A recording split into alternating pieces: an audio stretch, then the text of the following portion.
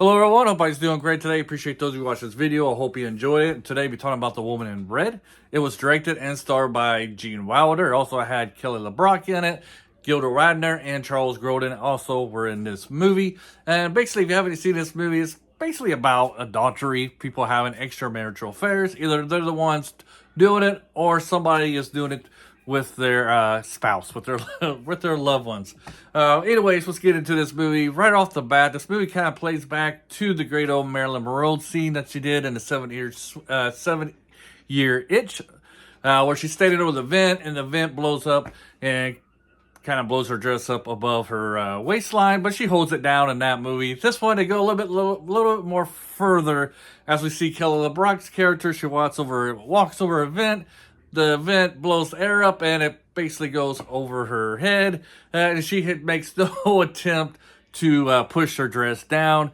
In fact, the first time she kind of just keeps walking back, but I guess she enjoyed it so much she had to go back for another round. And that time, while the vent is blowing her dress up, she goes and kind of dances around while her dress is being blown up. The whole time, Gene Wilder is in the car watching this go down. And I kind of believe that he got our reactions, the audience reactions, or anybody's reactions correct with his facial expressions this one, because the first time she does it, he kind of like looks like, did I really see what I just saw, you know? And then when she goes back and starts dancing around in this vent with her dress being blown out, you know, he was just kind of like, is this woman crazy? And then, you know, he kind of stares at her. I kind of believe that any man who was in his position would probably react the way that he did. Anyways, this kind of leads to his infatuation with the Kelly LeBrock character, wanting to get to know her, getting to know her a little bit more. I feel like Gene Wilder does a very good job in this movie directing it. He sets up each scene pretty well, gets the most comedy as he can with the script that is before him. I believe he does an excellent job with this. An example of this is after he sees this event go down in the parking lot with this woman's dress goes up. He goes up to his office, and lo and behold, she happens to be in the same floor as him, and she has a meeting with one of his coworkers. And when his coworker leaves the room to go get something, he thinks that she's the one at the phone. She calls the phone. Unfortunately for him, somebody blocks his view. So when Gilda Radner answers the phone, he thinks it's Kelly LeBrock. He sets up a date with her. And, of course, there's some comedic elements that follow. He has scenes like this. I think he does a very good job portraying them, setting up each, like I said, each joke, each funny scene. I think he does a good job of setting those scenes up. I think he does also do a good job exploring why people commit adultery, how it leads to this. His character for example, he is in a loving relationship. He and his wife have a good relationship. They're not arguing or not bickering or anything like that. He just seems like he's kind of like, I guess, in a rut. I guess he's explaining his character. He kind of finds his wife maybe a little boring. She kind of dresses conservative. You know, she's your typical housewife mom. You know, she takes care of the house, takes care of the kids, and maybe he's just looking for a little bit more excitement. And as his character goes on trying to set up this date, get closer with this Kelly LeBrock character, you know, she's a sexy young thing. And, you know, at this time, he's probably in his middle age. Well, he's not probably. He's in his middle ages. Maybe he's having a midlife crisis to boot. But I kind of like how his character develops, you know, throughout here, that he has this infatuation and wants to get with this character. And then, spoiler alert, this is like a 40-year-old movie. But at the end, you know, he starts to question why he fell into this trap. Wanting to get closer to her, he realizes that he is in a good marriage. He does love his wife. He's happy with his marriage. And so why did he, you know, do the things that he did to get to the position that he was? I'm not going to give you any details on that, but he's basically out on a ledge in his life, and, you know, and literally as well. Also, another great standout is Charles Grolin's character. Man, I always have a hard time pronouncing his last name. But anyways, Charles Grodin, if you don't know who he is, you've never seen Beethoven, he's the dad in Beethoven. It's like the lead actor in that. I always feel like, and hopefully this doesn't sound like I'm dismissing his ability as an actor, but I always feel like the less Charles Grodin you have in your movie, the better he is. Like, he stands out more. He's definitely, anytime he has like a side or a minor character, he's definitely a scene stealer, you know? He always seems to outshine the main characters, the main star of the movie, and the little pieces that he has. In this movie, it's the same case. You know, he does stand out in this movie. He does a very good job with his character. He's very noticeable on the screen, and sometimes it does seem like he's outshining Gene Wilder's character.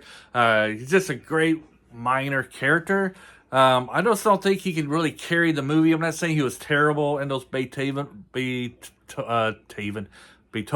movies, or I think he played the dad in Clifford as well.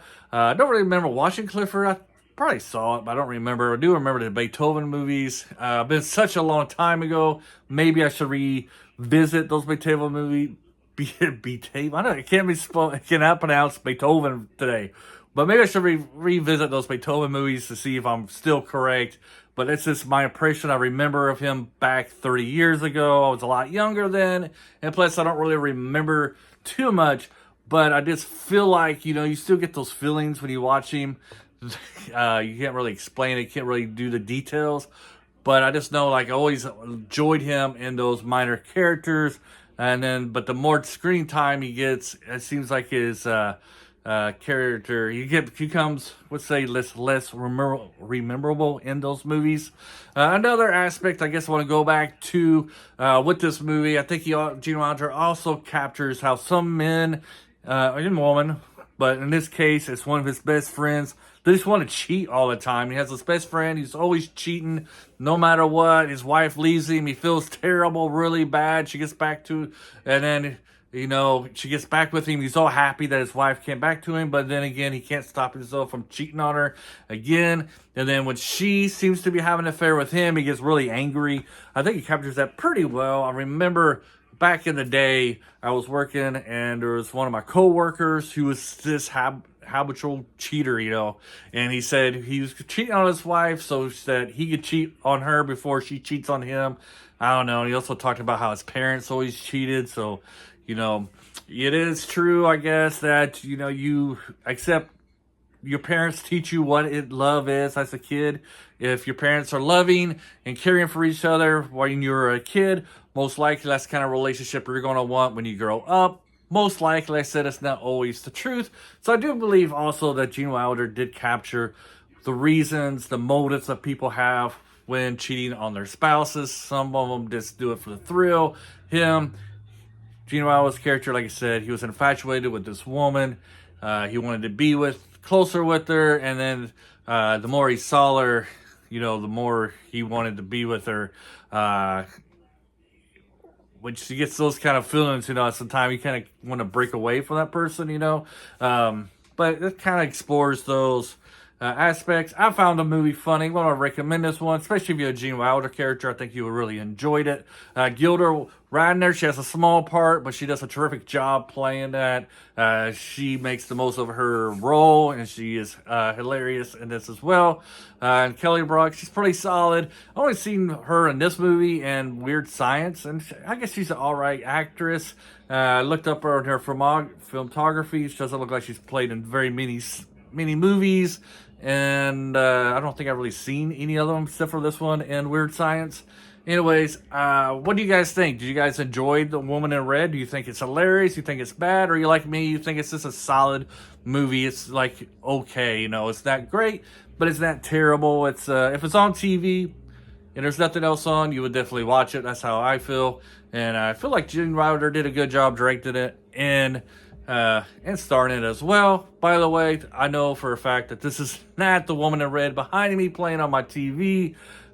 This happened because I took too long to do this review, and it's no longer on Amazon Prime where I found it, and I'm not going to pay $4 to rent it just so I can do the review where only 4 of you guys watch it.